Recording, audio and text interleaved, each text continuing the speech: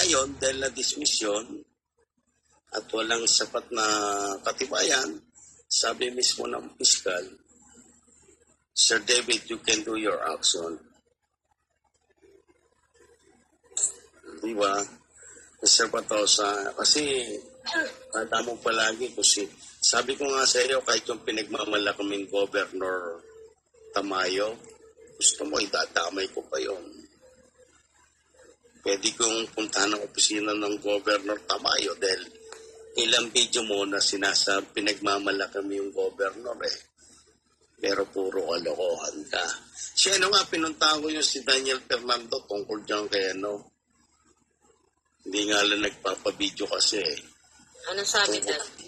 Hindi nga kilala yung si Pritinger. Dahil pinagmamalaki ni Pritinger pati ba naman yung government official, dinadamay niya Bakit? Hindi ko alam bakit init na init sa akin niya si Pritinger and then nalaman ko kung saan nagtatrabaho yung anak niya. Ayoko na idamay yung anak mo, pero alam ko kung saan nagtatrabaho ang anak mo at kung anong trabaho. Hindi ako galit sa iyo, Pritinger, pero tumigil ka. Dahil sabi nga ni Daniel Fernando, mukha kang kriminal. Hindi ka kilala. Ang gusto ko pang puntahan yung pinagmamalaki niyang Alpha Kaparo na sinasabi niyang leader siya. Wala lang kasi akong time nga Kasi gusto ko talagang puntriyahin yung mga taong pinagmamalaki niya Anak ng teteng.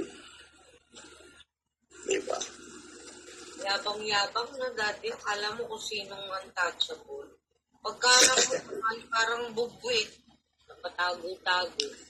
Pagkaharap mo si patak-patak ko.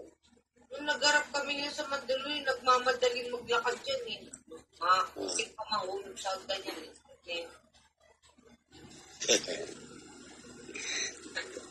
Kakatagpo ulit tayo, Patosa.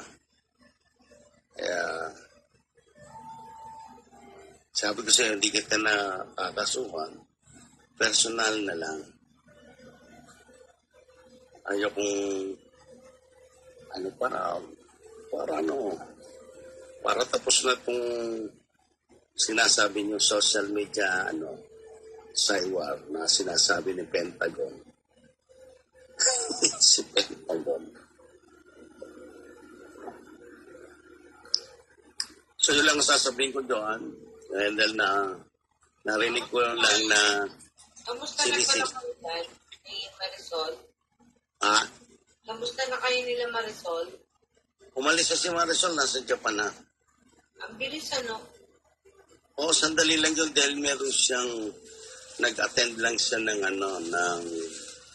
ng kanyang ka-classmate. Tapos, pagkita nga sa akin. Tapos, kasi nga parang kami lang, kaya hindi nga, hindi namin kayo naisama. Dahil nga, nagmamadali, tinawagan ko si Kanto Boy, wala na rin oras si Kanto Boy. Dahil nasa Bulacan. Nagkausap kami ni Kanto Boy, mega love shoutout sa iyo, Kanto Boy. Nagkausap kami at sabi ko, sige, bumalik na lang kami ng probinsya.